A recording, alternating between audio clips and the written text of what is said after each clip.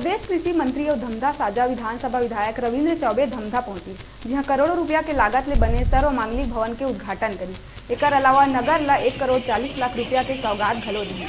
उद्घाटन के अवसर में रविंद्र चौबे अपन उद्बोधन में कांग्रेस द्वारा करे विकास के बात कही और केंद्र के मोदी सरकार ला किसान विरोधी बताई। ये बेरा मंच में नगर पंचायत अध्यक्ष सुनीता गुप्ता, ब्लॉक कांग्रेस कमेटी अध्यक्ष शिव कुमार वर्मा, जिला पंचायत सभापति शमशीर कुरैशी और जिला कांग्रेस कमेटी के महामंत्री राजीव गुप्ता घलो संबोधित करी।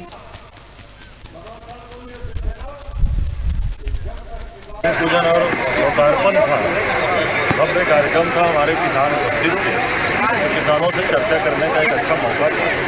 हम लोग लगातार केंद्र सरकार से लड़ाई लड़ रहे हैं। हमारे किसानों की जो तकलीफें हैं, छत्तीसगढ़ सरकार का जो जिम्मेदारी है, केंद्र सरकार हमारी मदद नहीं कर रहा है।